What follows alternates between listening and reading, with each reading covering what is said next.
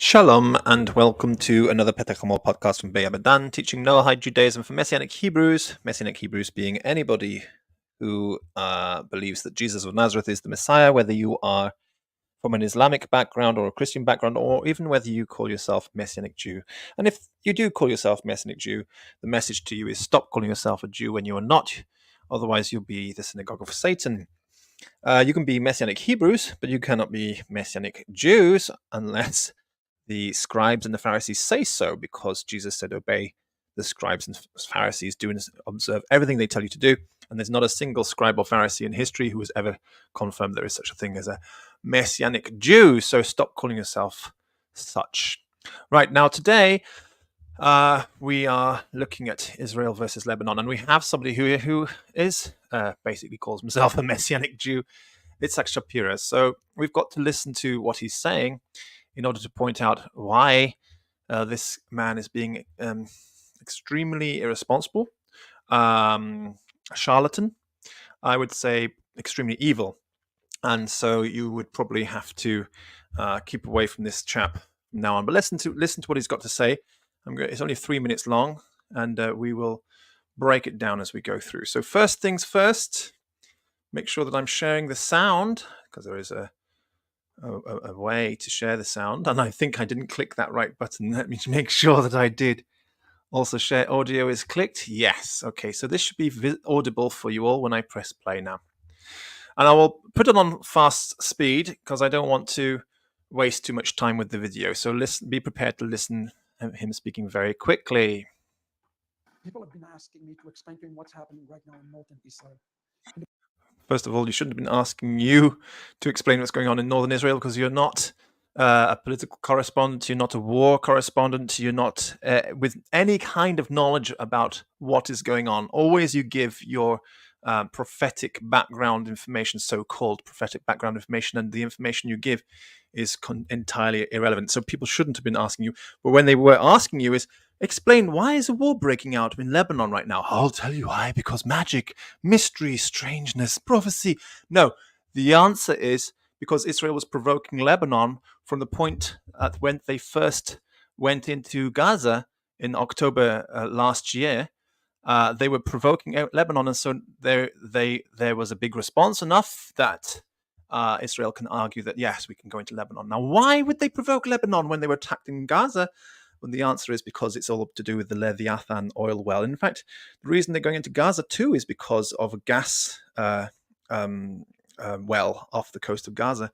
And these people like him, we can call them scholars for petrol dollars, if you like. These are the charlatans who are always behind the Texas oil sort of expansion type missionaries. Okay, their god is the big holy dollar. Okay, that's their god, and so whatever will expand the oil and gas industry, that's what matters to them. So now he's going to explain, with no relevance to the reality of the situation, he's going to try and explain prophetically, magically, mysteriously what's going on, and he's going to use Jeremiah 1:14. He uses Jeremiah 1:14 because it refers to an invasion from the north. In fact, I should probably show the passage that it's referring to, but they quote out of context, these people. They take verses out of context in order to push their agenda. So this is the verse he's saying. It says, "Then the Lord said to me, disaster from the north will be poured out." This is Jeremiah speaking. "Will be poured out on all who live in the land, for I'm about to summon all the clans and kingdoms of the north, declares the Lord. Their kings," and they always cut off this part, 15, 16, "their kings will come and set up their thrones at the entrance of the gates of Jerusalem. They will attack all her surrounding walls and all the other cities of Judah.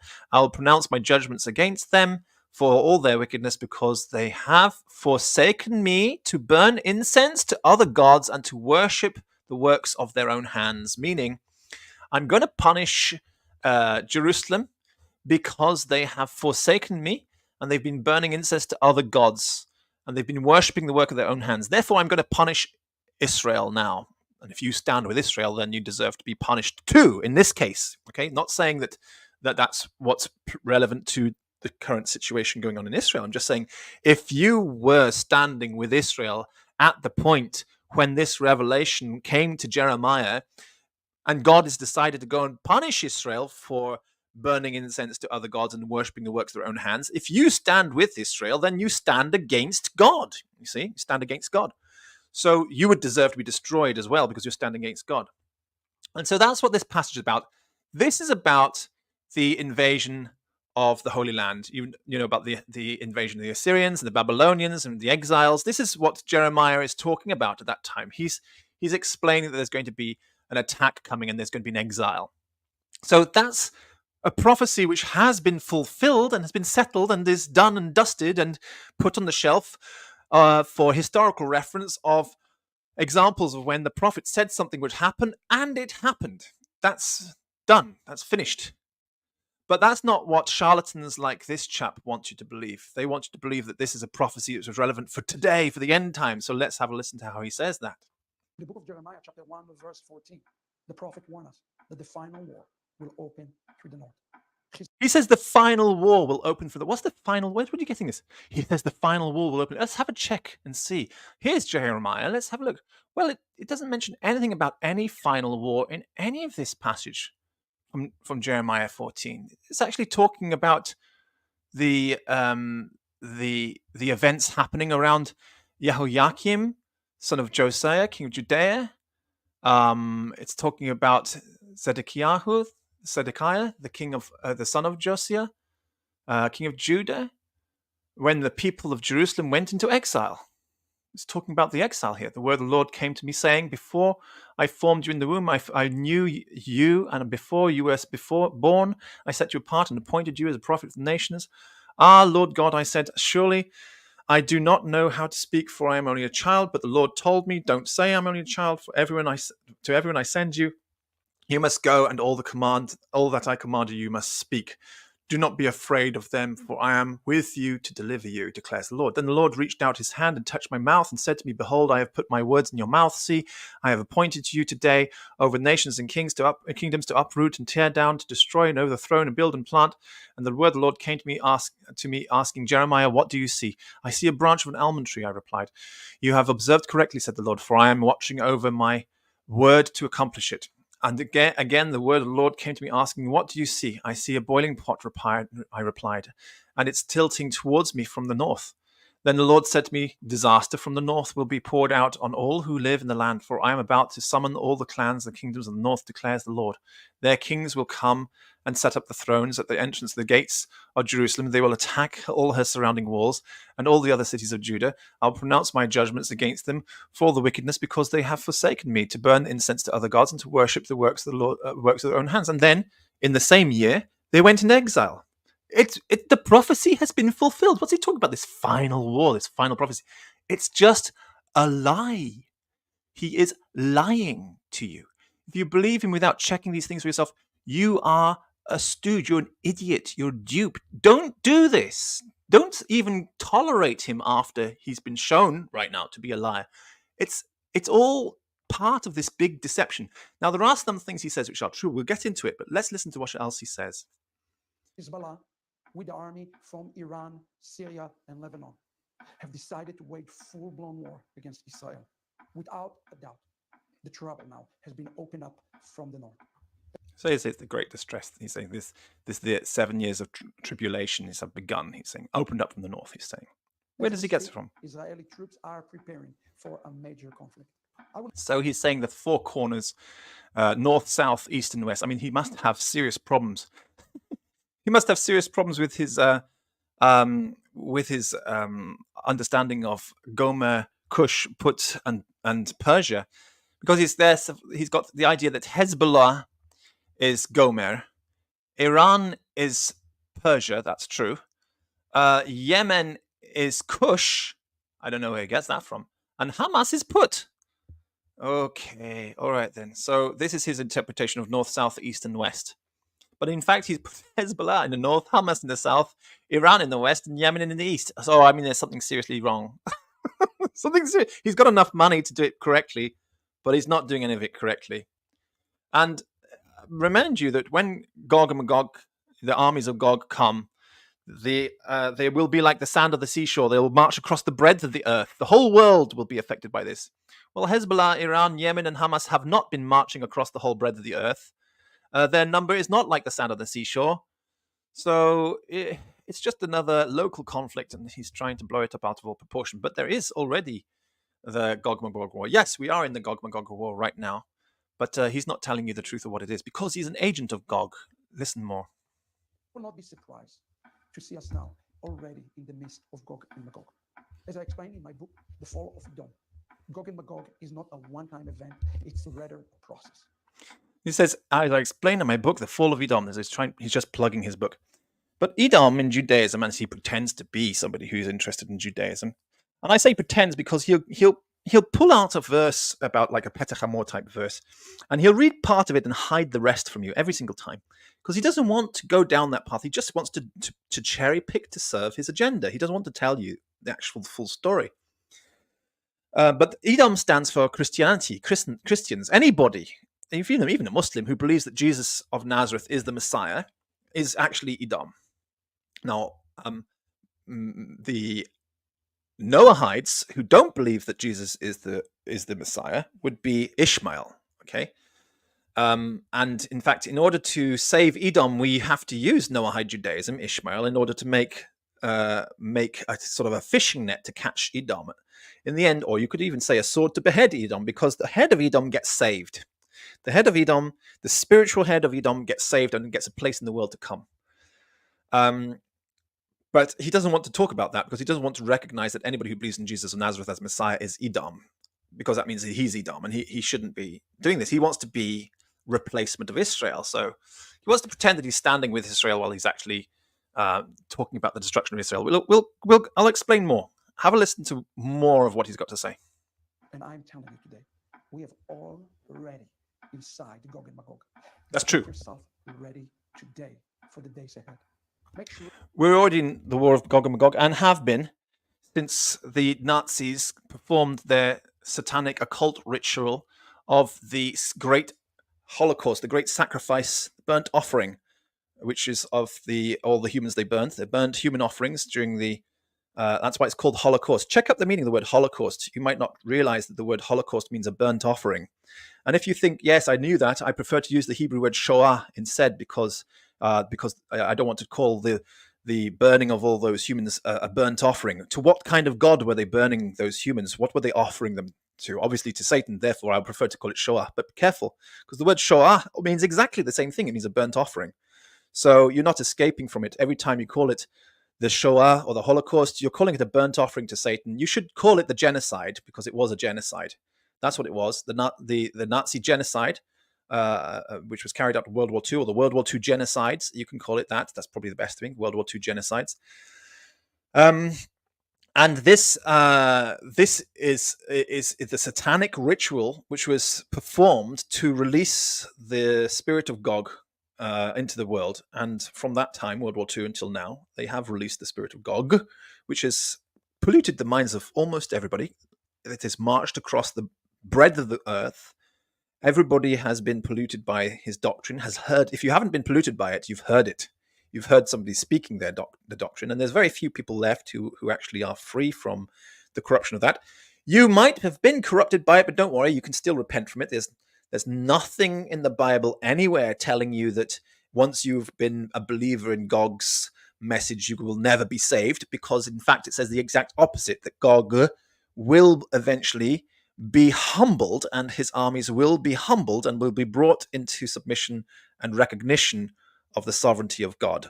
So you could be a complete subscriber to any of these satanic doctrines of Gog, and you can still come out of it at the other end being a believer if you just repent from this and say, I was wrong. I'm sorry, I made a mistake. But it's extremely difficult these days for people to say, I made a mistake. I did wrong. I am sorry. I should not have said it that way. I should not have done this thing. I should not have believed this thing.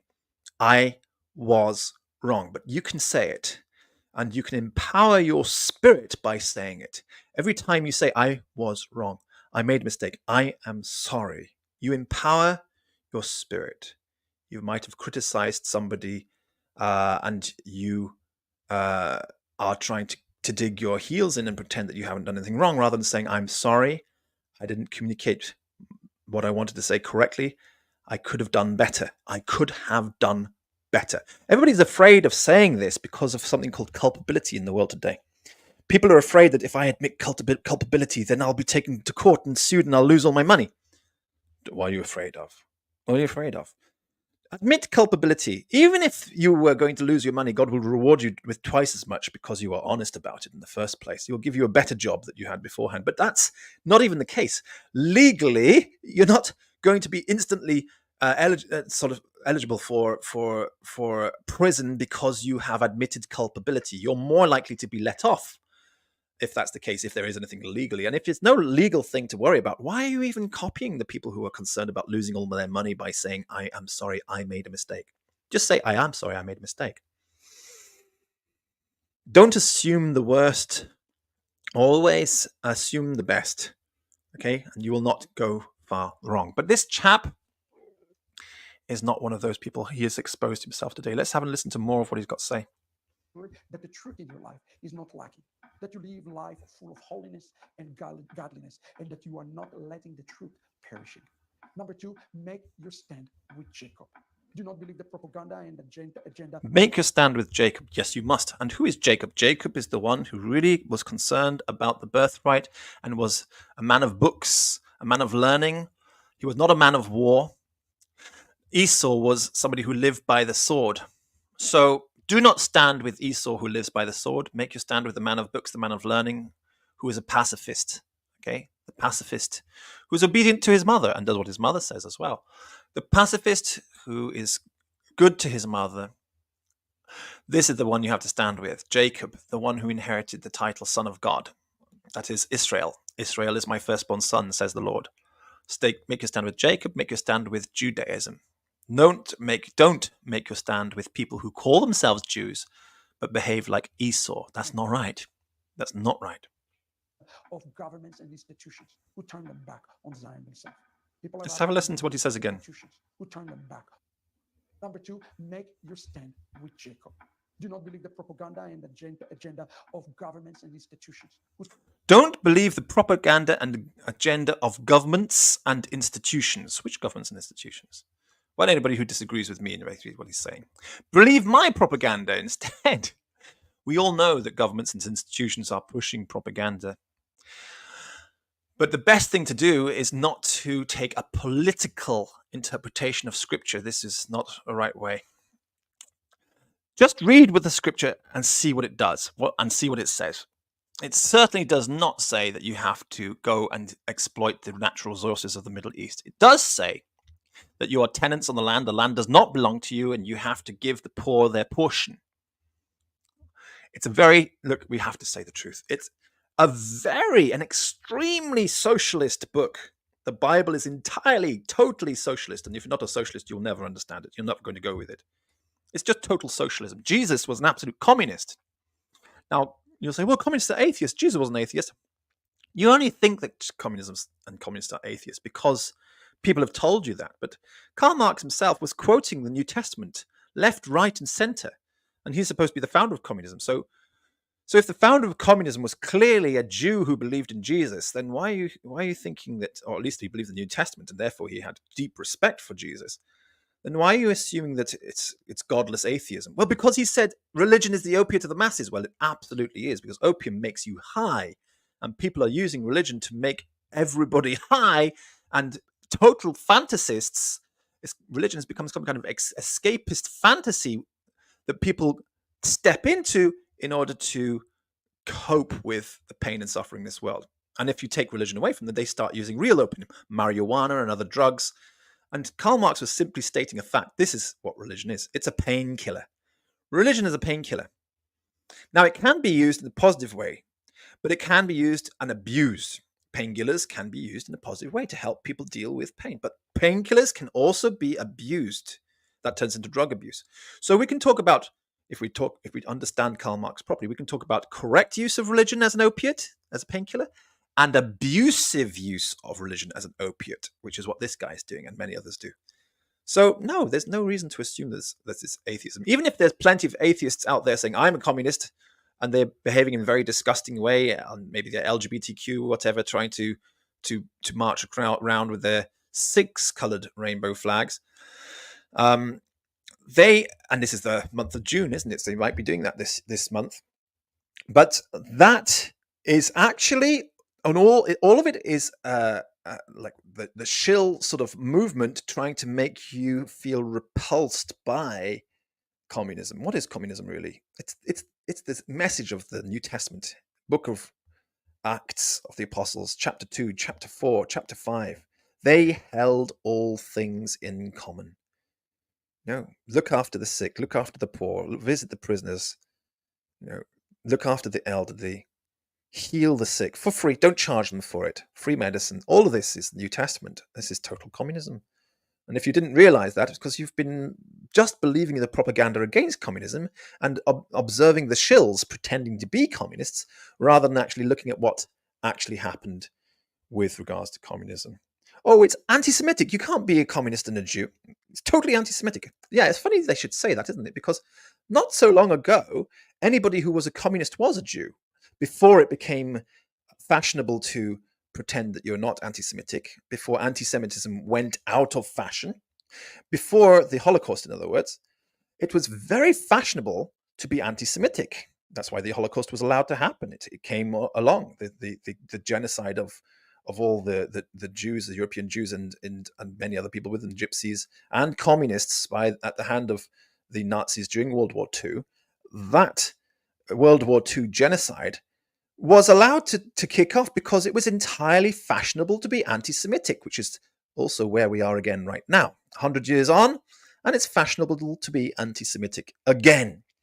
And at that time, communists were considered Jews. Do you know that Stalin was always called a Jew, that Lenin was always called a Jew, and they said these are the Red Jews, because Stalin actually established the first Jewish homeland called the Hebrew province in Siberia and Russia. He actually signed it into existence, Hebrew province, an area which the official language of the area would be Yiddish, so that Jews could enjoy Jewish culture, Jewish communists could enjoy Jewish culture. You wouldn't hear about this because you've been told that communism is inherently anti-Semitic. You wouldn't hear the idea that Lenin and Stalin were actually Jews and were accused by everybody around the world of being Jews because they were standing for what was considered to be a Jewish idea, communism. That is actually a Messianic Jewish idea because communism quotes too much from the New Testament. But nevertheless, that's what people thought in those days. Now, you have totally been brainwashed and swallowed all the poison against socialism and communism by watching these blue-haired freaks of the LGBTQ lobby, who now we see are actually turned out to be Trump supporters, far-right white supremacists all along. We saw that with all of them standing outside of the courtroom when Donald Trump was sentenced, how all the dykes and the LGBTQ gays for Trump all crying their eyes out and with their T-shirts saying white supremacism. And we've been made to believe that group of people were actually all communists, but now we see no, they were all right wing all the time. Well, did you expect? The pink Nazis always have been the case. The pink Nazis are real.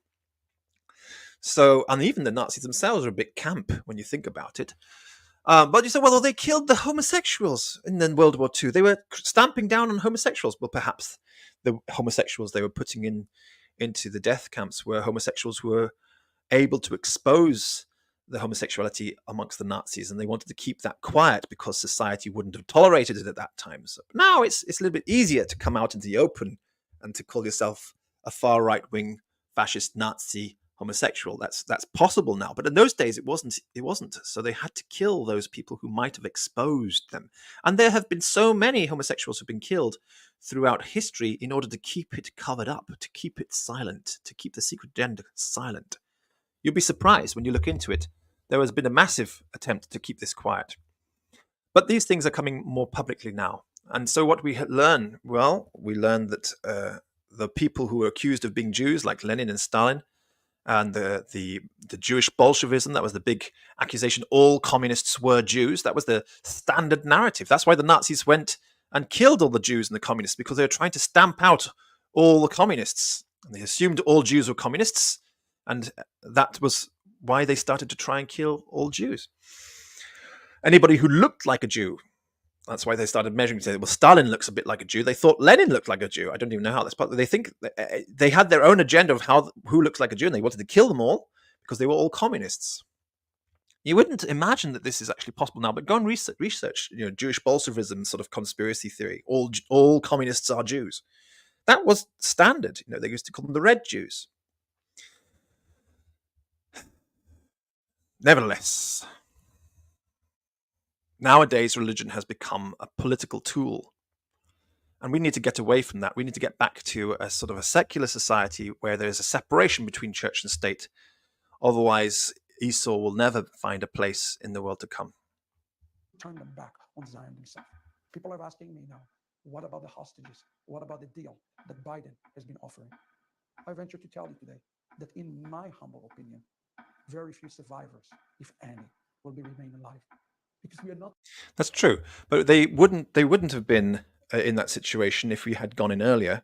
But there was always the plan to use the hostages, and by the way, to allow those hostages to be taken from socialist kibbutzim. Let's not forget that the kibbutzim were attacked. The socialist communes, the Jewish communes were attacked, allowed to be attacked by the far right, fascist right-wing government in power right now.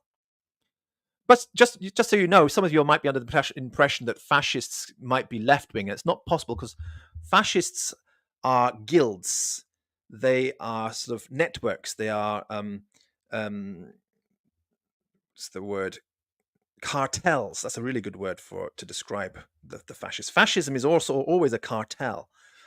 And so it's not actually possible to be left-wing and a fascist. You can only be right-wing and a fascist.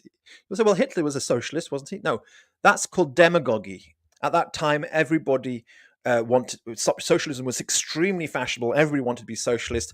So the Nazi party, which was an entirely fascist party, far right-wing nationalist from the beginning, used the word socialism because it was a key buzzword and for the sake of demagogy, to try and control the people with buzzwords, with popularism. So they use that term to try and get votes, and were never in any way at all whatsoever socialist. Always nationalist, always right-wing, always fascist. So don't be under any illusions just because somebody calls themselves a socialist that they're actually socialists. No, what they're trying to do is undermine socialism. Socialism is described perfectly in the Bible. But they left these hostages from these left-wing socialist kibbutzim because they don't want to save socialist Jews. They don't want to save red Jews. Yes, they don't want to save red Jews. They want red Jews to die. If you look in the history, what kind of Jews have always been persecuted? Always the socialist Jews. It wasn't the reason, like, all Jews, all religious Jews were killed in the Holocaust. Therefore, we have to stand, not even religious, all Jews were killed in the Holocaust. Therefore, we have to stand with all Jews. No, Jews were killed in the Holocaust because it was assumed that they were all communists. If you want to stand with the people who suffered in the Holocaust, in the World War II genocide, then you have to stand with communists. There's nothing else for you to stand with. You have to stand with the communists. There's no other way around it. You don't just stand with somebody who calls himself a Jew and is probably, oftentimes, a Nazi who has escaped being caught by the Nuremberg trials and has used the best cover that he could find, was pretend that he was a Yiddish speaker, not a German speaker, and call himself a Jew rather than a Nazi. And we follow those people today thinking that they are Jews sometimes. And they're nothing but Nazis promoting Nazi agenda. We have to be honest about this. This is the way it is, actually. We mustn't be duped by these things. But we are. We've got to snap out of it. Snap out of it right now. Because one thing he's saying, which is true, and you always find this is the case, these people will say some truth, and they'll splatter it with they have their agenda, and they'll splatter it with a little bit of truth, and to make it a little bit more believable. But the rest of it is all big fat stinking lies. So the smattering of truth which he is saying is that, yes, we are in the Gog war. It is Gog out there right now.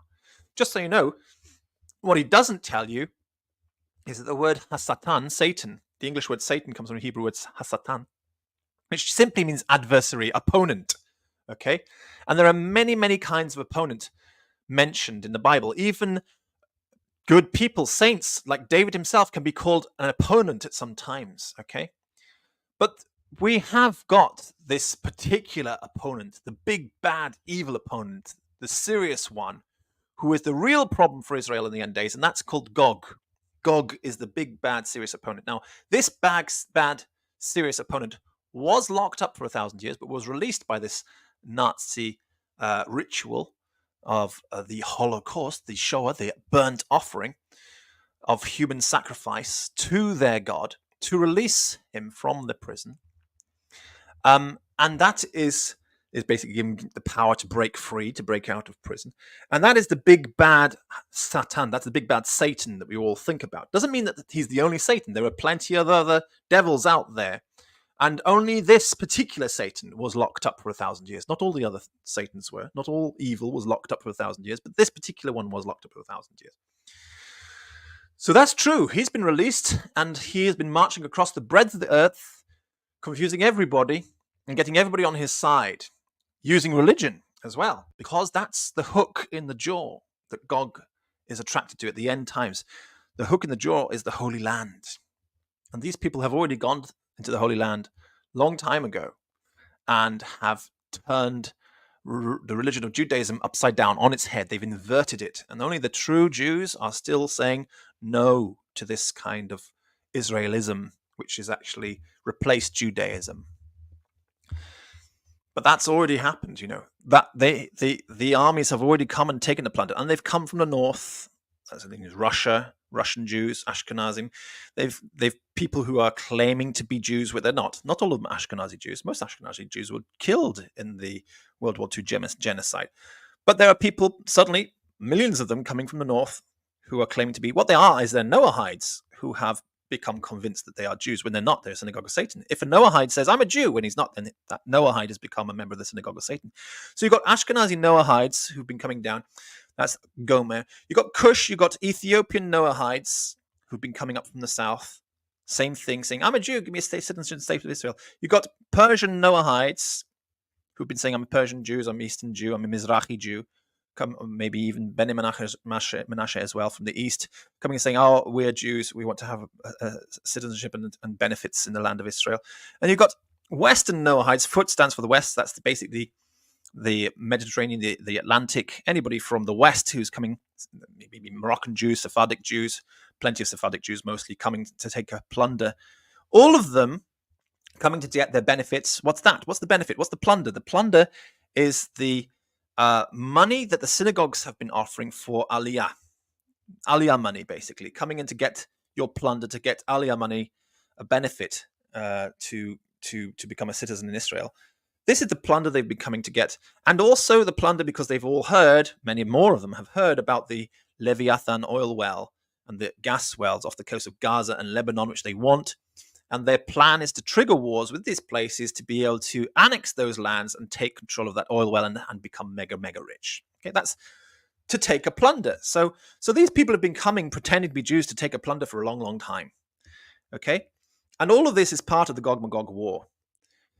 It's just conflict and chaos all ends up. And the victim through it all is true pacifist Orthodox Judaism, which is really suffering. More than you can ever possibly imagine, pacifist Jews have suffered so much throughout this. And those pacifist Jews who are not so religious would be the pacifist Noahides. They would be the red Jews, the leftist Jews in the kibbutzim, who were actually involved in starting, the kibbutzim was what the state of Israel was started on. It was actually on the backs of the kibbutzim, which existed even before the state of Israel was founded. These were the villages, the people dwelling without walls, without gates, without any kind of protection, without borders. And they were all united into the state of Israel in order to take a plunder. So this sort of stuff has been going on for a while. Yes, Gog is deceiving the world. And that's the smattering of truth which he throws into this. But everything else is a big, fat, stinking lie. Let's have a look. Dealing with humans. We are dealing here with principalities that seek to destroy and wipe out. Not dealing with humans. I venture to tell you today that in my humble opinion, very few survivors, if any, will be remain alive.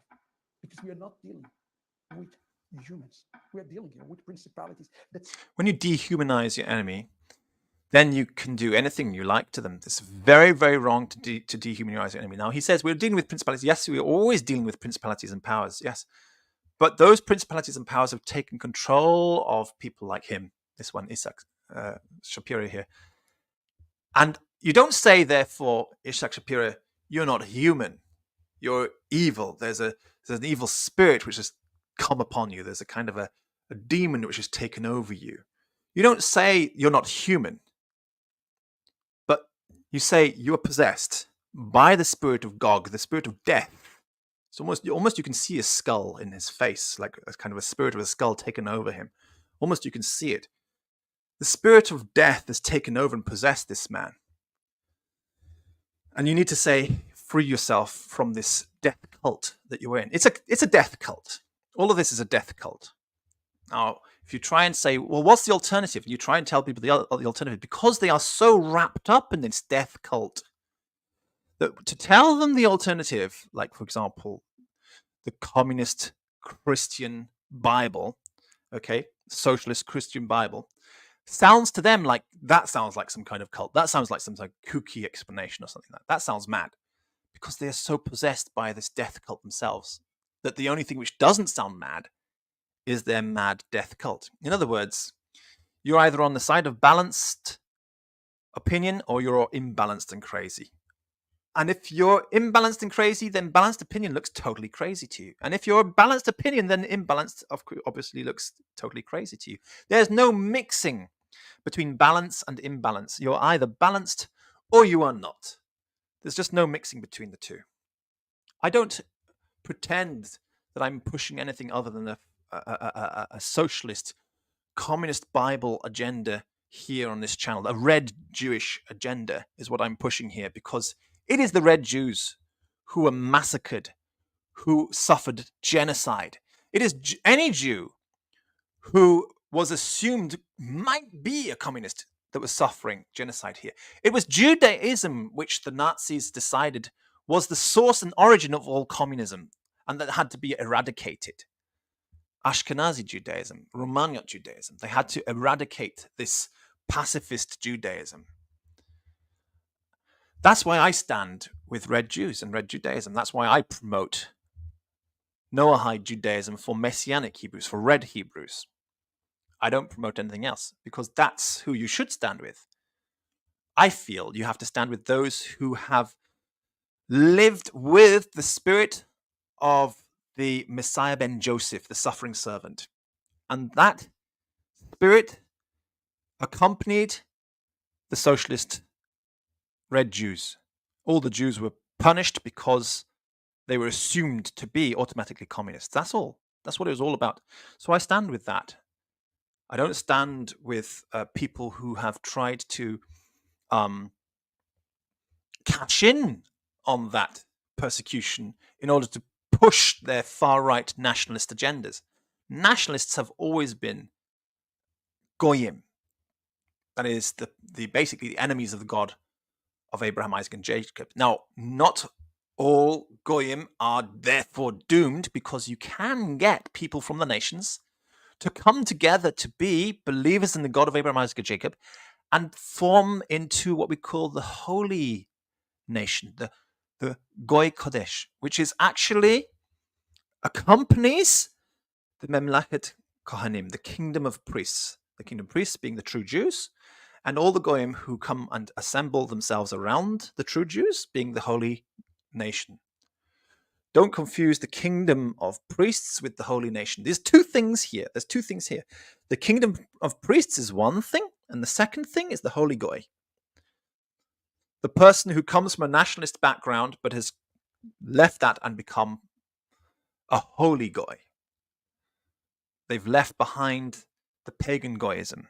Okay? So there is such a thing as a holy Goy, but it's not the Jews. The Jews are the kingdom of priests, The true Jews are the kingdom of priests. The holy goyim are a nation made out of every nation. They're a nation made out of every other nation who have heard the Holy Spirit drawing them together to follow Judaism because Jesus of Nazareth has spread that message to them. And they believe that Jesus of Nazareth is their Messiah, and they form themselves as a holy nation around the kingdom of priests, the religious Jews. But that's not what's happened. Sadly, what's happened instead is Edom, still political Edom, still living by the sword, has not beheaded themselves for the testimony of Jesus. They have not beheaded themselves for the testimony of Jesus. They have not become spiritual Esau, the head which will be saved. They remain bodily Esau, violent, aggressive, nationalistic, and they have come to suck the blood out of Jacob, suck the life out of Jacob. Now, he will explain a little bit about that right now. Let's have a listen. Seek to destroy and wipe out Jacob from the face of the earth. There's a midrash that tells us a story of Esau who is coming to kiss and embrace Jacob, but he really comes with his teeth, not to kiss him, but to suck his blood. Today. Now, what he said is true, and I'll show you the passage which he's talking about. It's this one. It's an explanation of why is the phrase about Esau kissing Jacob, why has it got dots on it on top of every word? In the Bible, when it says that, the passage, let's just see if we can read the passage. Esau, Genesis chapter 33, verse 4. Esau ran to greet him, he embraced him, and falling on his neck, he kissed them, and they wept. And you can see where it says he kissed him, in Hebrew here, it's very easy to identify because it's got the word with dots on top. And so the question is, why does it have dots on top? The answer is very simply, these dots were inserted 1,000 years ago. They're not very ancient. They were only inserted 1,000 years ago by Karaites. The Karaites did this. And they couldn't understand or accept, even fathom why, how can we say that Esau, that is standing for Christianity across Judaism, Esau standing for Christianity 1,000 years ago. All the Jews believed that. Karaites at that time were still kind of rabbinical, but they were not believers in the Talmud. But they still had rabbinical ideas and rabbinical culture about them. They used to say that they followed the halakha of Beit Shammai instead of the halakha of Beit Hillel. So they preferred the Jerusalem Talmud to the Babylonian Talmud. So they were still, if you like, Talmudists, but they were not Babylonian Talmudists, if you like. But the culture, the context, the themes, the ideas were all the same amongst them. They were all following the same concepts. So when the Karaites put this in there, they put this in there because they couldn't accept that there was reconciliation between Christians and Jews. Esau representing Christians and Jacob representing Jews. Christians were incredibly cruel at that time and persecuting Jews. They actually started persecuting with the Crusades. They started practicing on Jews, killing Jews in Europe before they went to kill the Saracens in the Middle East. So that it's not possible. We can't say that he kissed him.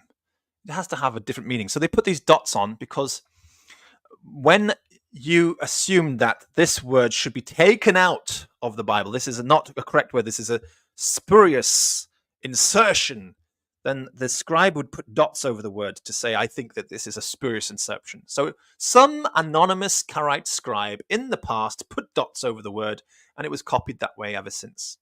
So the opinion of that Karaite scribe gets passed down throughout history. They said, no, it couldn't be possible that there was any kind of kiss here. Maybe this word's got a different meaning. Maybe it should be something else. Specifically, they have a trouble with this letter. They say perhaps this letter, the kaf here, the Q, should be a K instead. So this kaf should be a K instead. Maybe this K would be, it would be a chet, not a chet, a ch sound. I don't want to say chet, I want to say a ch sound rather than a k sound. If it turns into a ch sound, then it's as Ishak Shapiro was saying there, that it turns into, instead of nishika, kiss with a Q, it turns into nishicha, bite. You see? So that's what the conflict is there. That's what the idea is. I should show you here the passage which we're talking about. This is the video. On the video, he says there's nishika with a Q versus nishicha, which is a bite.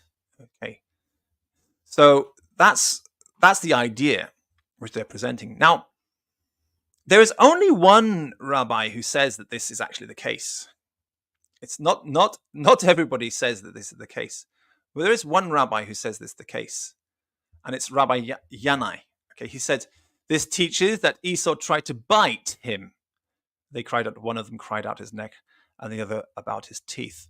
So there is an opinion by Rabbi Yanai, but again, we're not entirely sure. This could have been an insertion because of the Karaites putting on their nikudot over the word. So there is one rabbi who did that, but the vast majority of rabbis say no, it was a wholehearted kiss. Sorry, it says did not kiss Jacob wholeheartedly. Rabbi Shimon says, Yochai says, it is well known that Esau hates Jacob. Nevertheless, he became merciful at that moment and kissed him wholeheartedly. Okay, so there are people say it was not wholehearted, but Rabbi Shimon ben Yochai says it was wholehearted. Okay, and when he says the one who says it's not wholehearted, he's making reference to Yanai here, Yanai's opinion. Okay, so what does it mean? Well, it means that there is some conflict between the rabbinical opinion on what Esau's kiss meant. Esau, being a symbol of Christians and Christianity, Edom, Christendom is actually Edom, Roman Christianity. Whether you are a Protestant or not, you are generally following the doctrines and the ideas of Rome. Whether you're Eastern Christian or a Western Christian, you're still generally following the ideas of Rome. So therefore, Rome is also a symbol of Edom as well. The idea is that while there is a level where there is a wholehearted embrace of Jacob by Esau, that is referring to the redeemed head of Edom. The redeemed head will embrace Jacob wholeheartedly and seriously and will love him and won't find offense in him, but will actually find true, humble submission to serve his diligent and educated man of books, student of the religion, and will humbly submit and say, I'm sorry, I didn't mean to be bad. There is also another level of Esau which will only pretend to embrace Jacob, but will want to harm him in the process. And that is all those, well, we have to call them Christians, but that is all those Christians who say, yes, we stand with Israel, fight, kill. I want to see a war with the Muslims, kill each other, because once you killed each other, we believe the heavens will open and Jesus will step down from the clouds and he'll stand on the Mount of Olives, or he'll gallop on a white horse from the clouds, and we'll see this magical throne or New Jerusalem come down of the sky, and it'll be all wonderful. God will have built the whole thing. They're psychotic, they're mad. It's total delusion. And their delusion makes them want to pretend to be friends of the Jews, while actually wanting to see the total death and destruction of all Jews in the Middle East. It's madness. It's total psychopathy. But that's Esau's bite, which is disguised as a kiss. So he's right. But you know what? He himself is part of Esau's bite. He's Messianic. He is Esau. He's not embracing religious Orthodox Jews and telling you everything that religious Orthodox Jews have got to say. He doesn't obey the scribes and the Pharisees. He continues to call himself a Jew rather than calling himself a Christian, when the scribes and the Pharisees would say, don't call yourself a Jew. You're misguiding people. You're not Jewish. You've left Judaism behind. You're not Jewish anymore. But no, he'll say, no, I'm a Jew. And he won't say, I'm a Hebrew. I'm happy to be a humble Hebrew. We should say, if you have become Messianic like me, I'm happy to be a humble Hebrew. I'm happy to be a humble. I'm not going to claim to everybody, follow me, I'm a Jew. Right? I'm happy to be a humble Hebrew. If you are also happy to be a humble Hebrew, instead of calling yourself a goy or Gentile, then we have no longer any superiority between us. We're all equally Hebrews who love Judaism. And we're also Messianic. But this guy is not. He's a Christian pretending that he loves Israel and that he is standing with Israel, and he's got all his Zionist friends standing with Israel, all these Zionist Christians around the world standing with Israel, actually looking like they're embracing, but actually performing the vampiric bite to suck the blood out of Jacob, the Nishicha, instead of the Nishika. So he's right, but again, as usual, he deceives you and he doesn't tell you the full story. He just makes some vague reference to it. But to suck his blood. Today, this is exactly what is happening. The enemy is coming to suck the blood of the Jewish people. And you, friends, what will you do? The enemy has been sucking the blood of the Jewish people all this time, and that enemy is you, Itzhak Shapira, and everybody who is a Zionist, Messianic Jew, pretending to be Jews when they're actually Christians. People who say they are Jews, but they're not, the synagogue of Satan. This whole time, you've been sucking the blood out of religious pacifist Judaism and pumping and making them. You know, a vampire, when a vampire sucks your blood out, it makes you into a vampire as well. You've been sucking the blood out of religious Jews and making into the IDF or Esau's who live by the sword this whole time. You are the Esau who has not repented. You are the Esau who came with a vampire kiss against the Jews and made them into an image of yourselves. Violent, gun-toting, right-wing, fascist Nazis. And sadly, actually, Ishak Shapira is one of the Jews who has been, totally vampirized by the Esau. He's not the origin of it. He's just one of the people who have been vampirized by Esau. So we need to put a stake through the heart of this Esau. In fact, what you have to do to a vampire, it's very interesting, vampire law comes from this. You have to cut off the head of Esau. You have to cut off the head of the vampire. You have to sever the spine. There's no way to guarantee that the vampire is dead until you sever the spine. You have to cut off the head of the vampire, and then the vampire is dead. But then the head can be redeemed. If you don't cut off the head of the vampire, then the soul cannot be released. The upper soul, the higher soul, cannot be released and go to heaven. It stays trapped with the lower soul, the demonic soul, which keeps it earthbound, which is basically a possession, you see. So Esau is possessed. And the only way out of that possession to stop him from being the vampire is to behead him. Those who have beheaded themselves for the testimony of Jesus are the true spiritual Esau who have a place in the world to come. But those who are vampirizing Jews and making them to violent, gun-toting right-wing fascists, they are unrepentant Esau, and they're just making an army of vampires with them. So that's what Gog is doing there. Here's my proposal to you. Make a wall around Jacob. Make a wall around Jacob, he says. Go and stand with Israel and make sure that they keep on killing. Esau, Hamas plans never changed. I don't know how they came to say that Hamas is Esau. It's really mad to try and keep on changing the meaning of Esau. He has another book called Kosher Pig, which is about the redemption of Esau. And he's kind of forgetting that he's even talked about that once. Now he's saying that Esau is Hamas.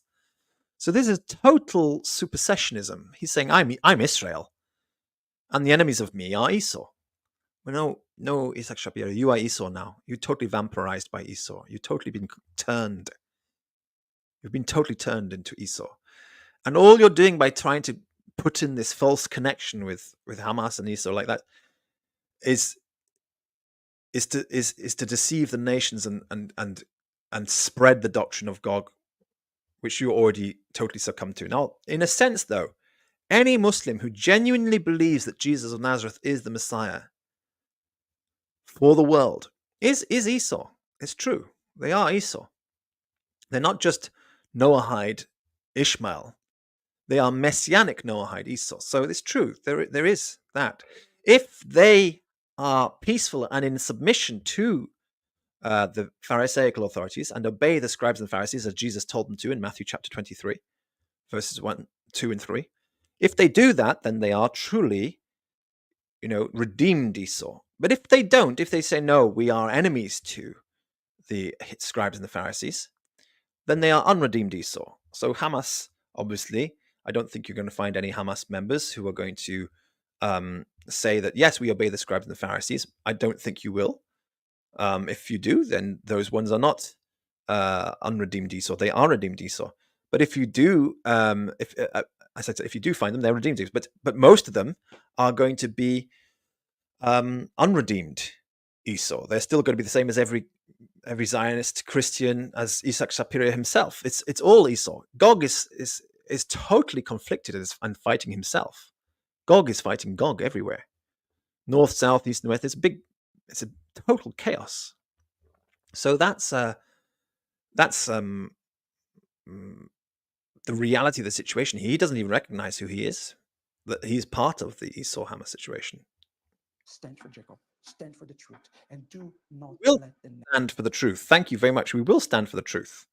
And Jacob means the religious, pacifist, Orthodox Jews who promoted pacifist Judaism for 1,000 years until they were killed in the Holocaust.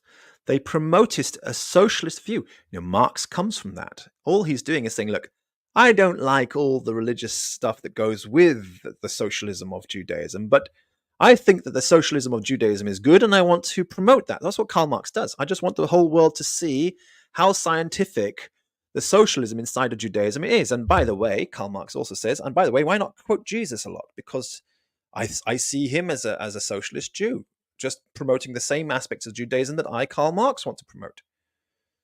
So, that's really the Jacob we need to stand with. If you are a Messianic Noahide, if you're a Messianic Hebrew, you can't be a Jew. You can't keep Judaism the way the Kehillah does, but you can stand and protect the Kehillah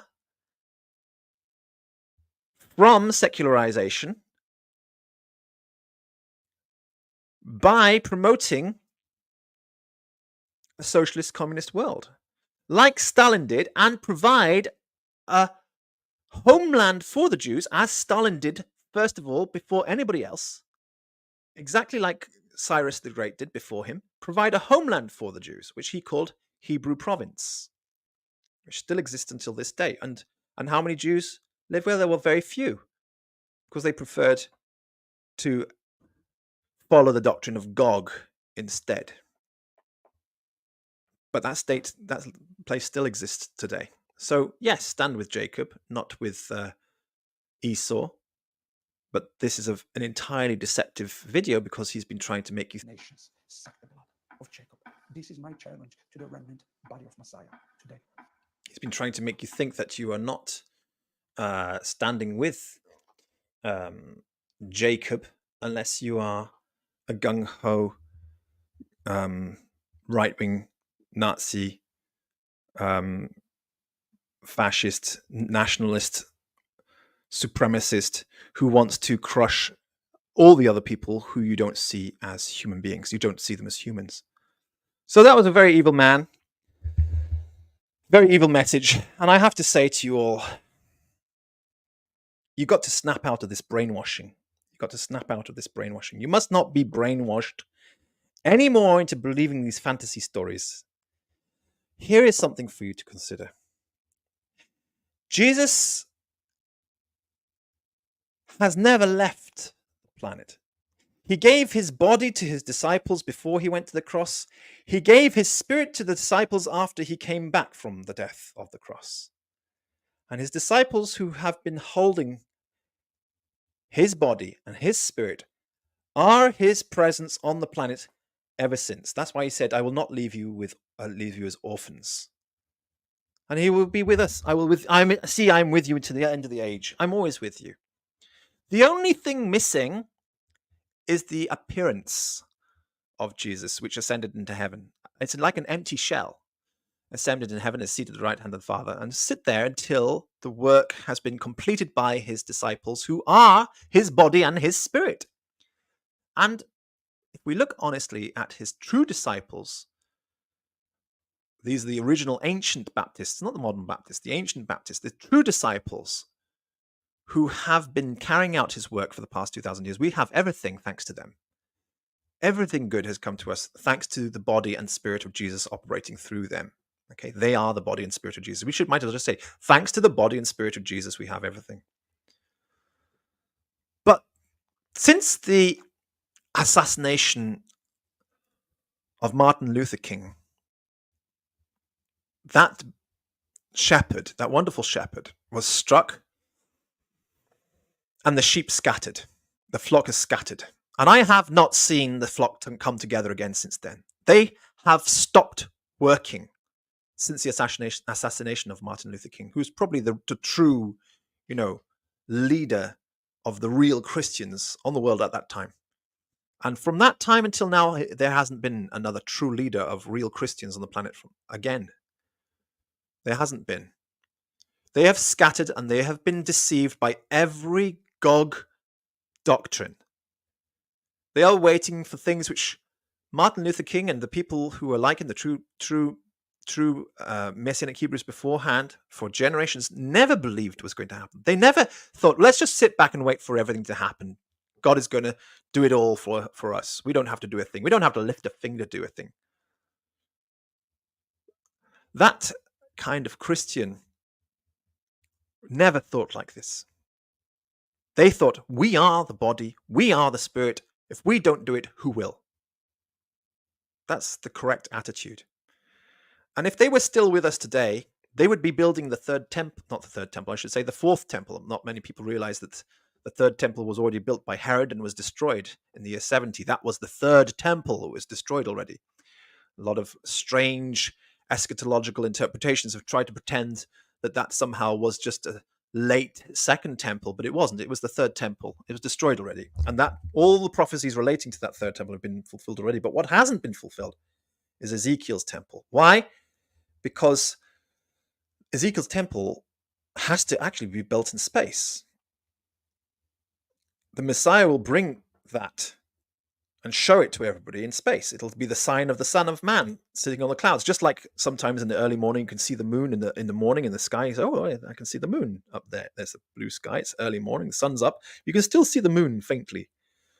Well, it's supposed to be that everybody in the world is supposed to be able to see this throne in the sky as well. That's the sign of the Son of Man coming on the clouds, which is built by the Messiah. In the same way that the Messiah has given us cures for all sorts of diseases, has given us CT scans, has given us all sorts of medical advancements, has brought peace to the world, at least brought kings under. There was a time. I have to tell you, we have to go back to before, World War II. But there was a time during World War I when the soldiers stopped fighting at Christmas and they came out and they celebrated Christmas together on both sides because Jesus was king in 1914. But that time is gone now. You won't find that happening anymore because Gog is on the loose. Can you imagine soldiers saying, well, let's just put down our weapons and go and embrace our enemies and celebrate the birth of our king together because we have one king? How can, that doesn't happen anymore. There was a time when kings, if they didn't keep the New Testament, could be replaced by other knights and lords in the court who said, no, this person is against the New Testament. We'll replace him. And that's why there were so many different dynasties, because there was a time when kings were held accountable to the New Testament. Not anymore. That time is gone. But there was a relative peace and stability brought to the world by that. These people set up the United Nations with good intention, but it was totally corrupted by Gog and is serving no good intention at all whatsoever right now. But the idea of international law, this was Jesus who brought this. These are the disciples of Jesus who brought this. International law, stability, trustworthiness. Now international law doesn't exist anymore. Nobody cares about international law. Every benefit that we have had is because of the disciples of Jesus. Well, they scattered when Martin Luther King was shot, and they haven't come together in a body again ever since. They have not come back together in a body ever since. But if they do come back together in a body, then they will be the ones who are building the Ezekiel temple, not the Jews, not the Muslims, but that kind of socialist Christian. They will be the ones who build the Ezekiel temple in the sky. And we have the technology to do so. They'll be in the sky for every eye to see. For every eye to see. Because they are the body of Christ. They are the Spirit of Christ. And nothing will stop them from fulfilling their Father's work. And when they do that, when they build that temple in the sky, they will have proven that they are the Messiah ben David for everybody to see.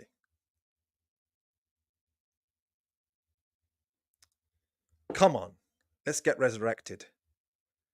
Let's come back. The shepherd was struck, the sheep have scattered. Let's pull ourselves back together. Let's reconstitute. Let's do something. Because if we don't do it, I'm telling you the truth, it will never happen. If we don't do it, no one will. There is only a shell of Jesus seated at the right hand of the Father waiting. Because his spirit is in you and his body is in you. And the shell cannot do anything without its spirit and its body.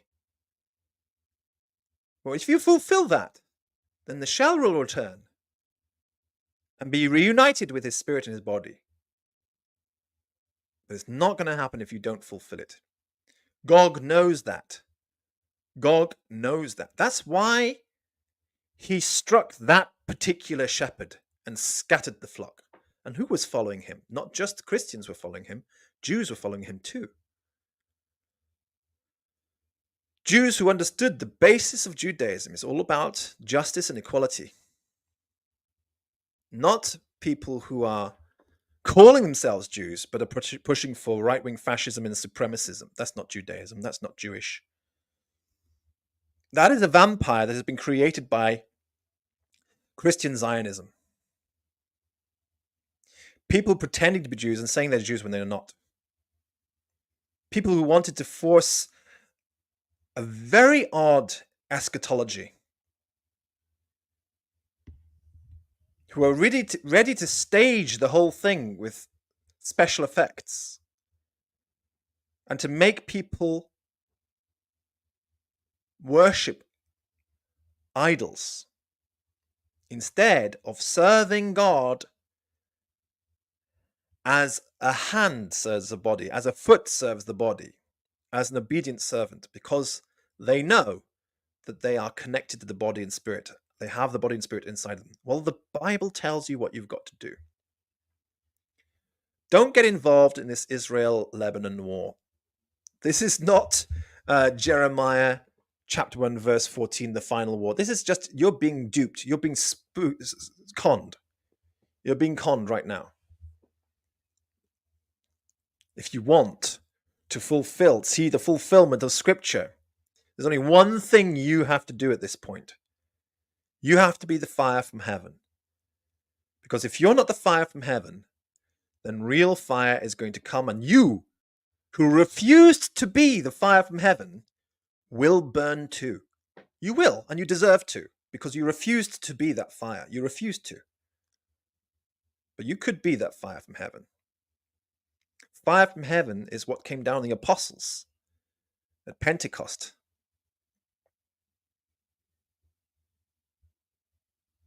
That is doctrine. That is a message. That is true evangelism. I'm not talking about fake evangelism, which is all about buying the latest book of some charlatan like Isaac Shapiro. No, I'm talking about real evangelism, which is basically fulfilling the New Testament. Consistently. Understanding this is a Jewish document. This is a document of Judaism for Noahides. This is Noahide Judaism right here, the New Testament. Fulfilling that, that's real evangelism. That's real evangelism. And that message came down at Pentecost to the disciples in the upper room, and they spread that fire from heaven. And you too can baptize the world in fire. You can be the fire from heaven. Because if you refuse to, and that's what's happening right now, none of you are acting as a body of Christ. You're not acting as a body. You are scattered sheep. But if you come back together as a flock and act as a body, then that fire will spread. The fire from heaven, the doctrine, And you will do the work of your father, which is to build that fourth temple, I should say, the Ezekiel temple in space. Well, you say, well, it's really odd to have a temple, but you've got to find a way to make it make sense. You've got to start having that conversation. You've got to start talking about it and say, well, what would it actually mean? What would it actually entail? What do we have to do? You can start thinking about that. It's not going to happen unless you do it. You want to prove that Jesus is the Messiah ben David? Well, he gave you his spirit, didn't he? He gave you his body. You can prove that by doing what the Messiah ben David has to do. And what does he have to do? He has to build that Ezekiel temple. And if you, Christians, don't build it, then Jesus is not going to be the Messiah ben David. There's a race. You've got to do it quickly. You've got to do it now. Because as soon as the other side, as soon as the enemy hears this and realizes this, they're going to try to build something in space before you do. And prove once and for all that Jesus was not the Messiah ben David. And you will say, well, no, you can't build it because... No, don't think to yourself. Don't go down that path and think, God doesn't need my help. You are the Son of God if you have the body of Christ and the Spirit of God in you. If you have the Spirit of Christ and the body of Christ in you. You are the Son of God. It's your duty to build it. It's your duty to build it.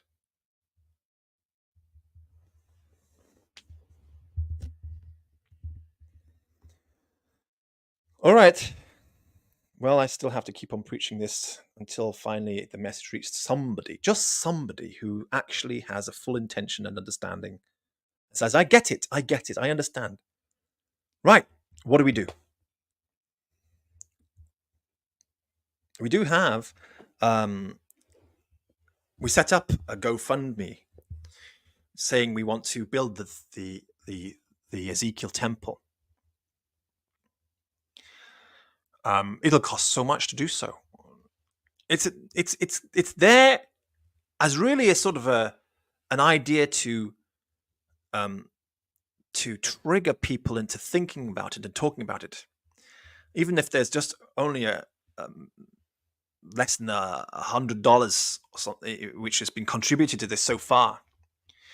The fact is that there are people, at least a couple of people, who believe in it enough to contribute to it. God bless those people who have contributed enough, who believe it enough to contribute to it, and send a sign, to send a sign that this is what's got to be done. Now, I have closed down membership for this channel. I've cancelled all memberships for this channel. I've cancelled them because I don't want you to give me money anymore. What I want is, I want to come together as a community and fulfill the duty that we're supposed to fulfill. If you're going to spend your money, let's spend it together on building this temple. And if you don't think that that's what humans should do, then just go away. Just get lost. Go. We don't need your... because there are people here, members, who are doubting this. So just go away. We don't need your pessimism. We don't need your fantasy thinking. We don't need your magical thinking. We don't need your negativity. What we need is some positivity. What we need is some faith. Faith that you really do have the body and spirit of Christ. And only those of you who really believe that you really have the body and spirit of Christ are going to get involved in building this temple, because everybody else will not believe that they actually are worthy to do it. They'll say, no, I don't really have it. Well, get lost then. Because if you're pretending to be a Christian all this time, and at this point, you can see how everything has come together, how even when the dark side is spreading their false lies, which we just watched in that video, they still can't deny that we are living in that time. Okay? We are living in that time. They just want you to misunderstand how to interpret this time. This is the time. I've spoken now with a lot of Jewish teachers, and they all agree, yes, this is the time. We are living in that Gog-Magog time. We're living in that time. Saadia Gaon explained that there would be 1,000 years when the Jews would have significant influence over the nations as basically money keepers, money lenders, which we did for 1,000 years, from the 900s until the 1900s. And that time is past. We no longer rule the nations with an iron rod. Means pen. That's a pen. The traditional Jewish pen was an iron rod. The Christians started using quills, but the traditional Jewish pen was an iron rod. We no longer rule the world with a pen, which we used to. We no longer are respected for promoting Jesus of Nazareth, the Messiah ben Joseph, which we used to. That time is past. We are definitely in the Gog wars. And that means if you don't fulfill your destiny as believers in Jesus of Nazareth as the Messiah, because you say he's Messiah ben David, but then you've got to prove it. If you don't fulfill that destiny and prove it, it will never be. You've got to prove it. You have to prove it. You have to make that prophecy come true. That's a prophecy. He is the Messiah ben Joseph. We agree. Is he the Messiah ben David? Prove it to us. How can we prove it? Well, you say you have his body. He gave his body to you. You say you have his spirit. He gave his spirit to you. Then prove it. You are his body. You are his spirit. Then build the temple. Build it. That's all you have to do to prove it. Build it in the sky. Let every eye see it.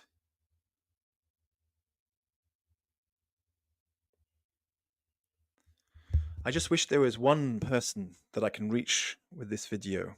One more person. At least there are two so far. At least there's, if I could just reach one more, I should say there are two families so far, but if I can reach just one more person, so we have three in his name, I know we can achieve this.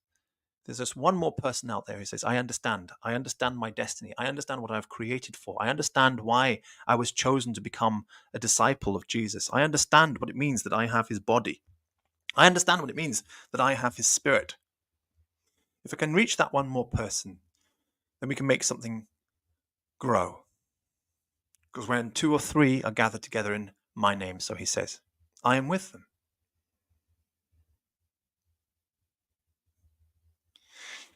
We have technically several people, but it's always better to have more. I would like to say 3 families, 3 heads of the families. Yeah? 3 heads of the families.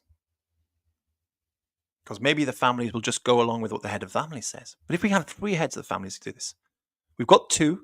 He says 2 or 3. 2 is good. Jesus is with us. 3 is better. Jesus is definitely with us. Nobody can deny it. When 2 or 3 are gathered together in my name, I am with them. Are you the one who can hear this? Are you the one who understands that you are in possession of Jesus' body? You are in possession of his spirit. You are the Son of God too, because we are all part of his body. We are all parts of him. And if we are building that temple, then he is building that temple. If we are building that temple, he is building that temple. If he is God, then God is building that temple. And you are the tool, the vehicle, the instrument which God is using. Are you there? Do you exist? Is it you? Let me know.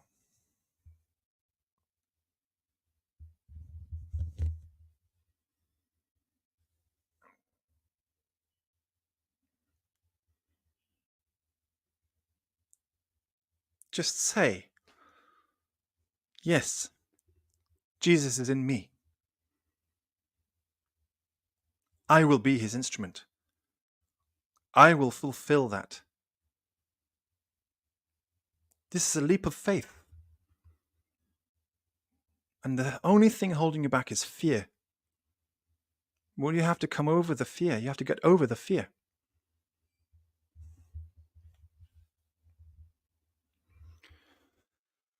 We have some greetings. I'll just go through them in the chat here. We have a peace sign there from Adam. God bless you. Thank you. And greetings to the Bay Abedan Hebrews from Ezra ben Chazal the Hebrew. God bless you too. And if there is anybody out there who's ready to say, me, count me in, then just type it in the chat there and say, count me in. Me too. It'd be lovely to hear from you. You can send an email to redjudaism@gmail.com. Introduce yourself. You can send your telephone number. Maybe you're already a member of the Bay Abedan. And say, me too, I'm ready. I'm ready to commit to this. Just say, me too. We also have a Discord server you can join. We've got the WhatsApp group you can join. We can add you to these things if you want to. We try to keep it with diligent members. Every now and then we have a little cut down to cut down. Well, God bless you. Look at that. We have Judy there. It says, me too. Well, God bless you, Judy. See, that makes 3 right there. God bless you.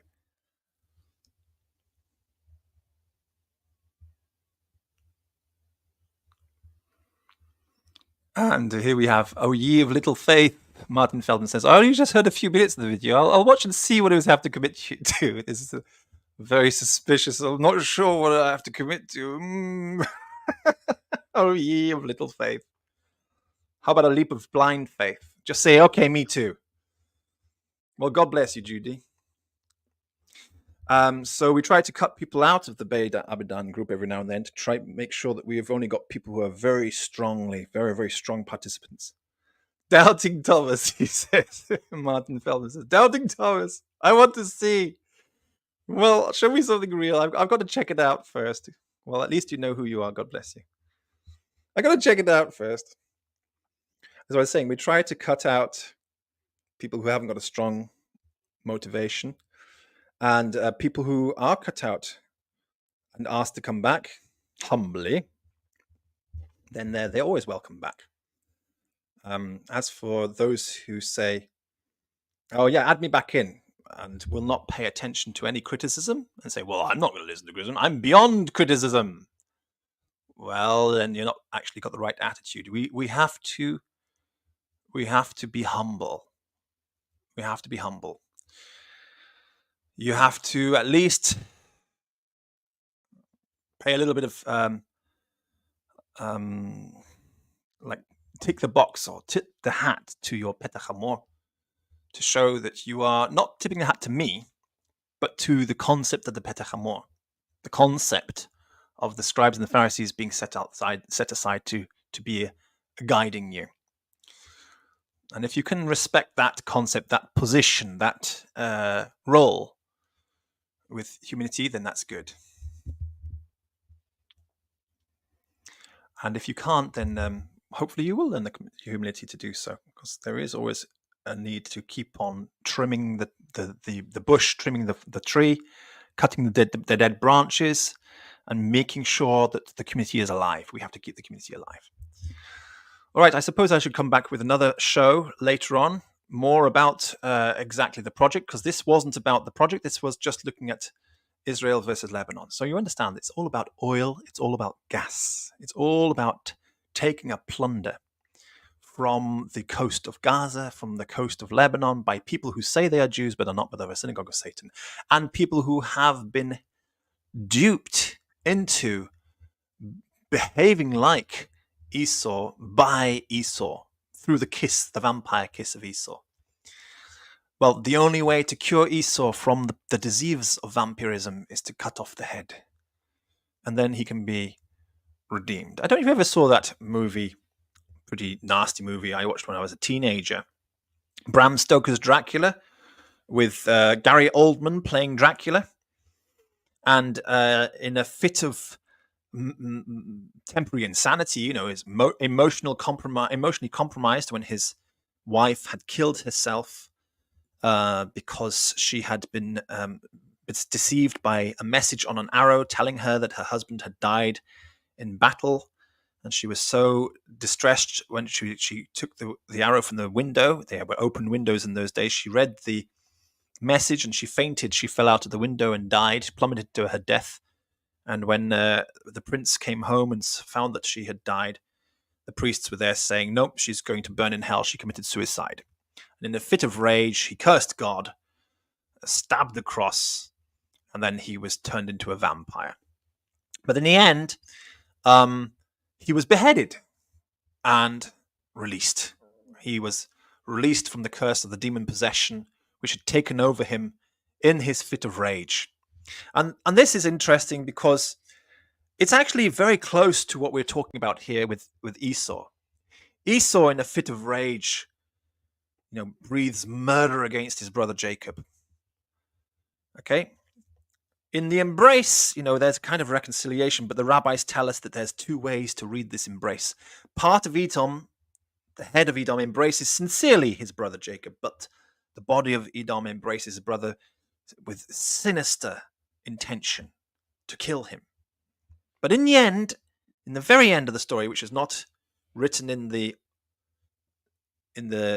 written Torah, but is in the oral Torah, which is also revealed at Mount Sinai. And everybody on this channel believes, everybody who subscribes to this channel believes in the oral Torah. In the very end of the story, Esau is beheaded. And with that beheading, the demon possession is over. He is finally redeemed.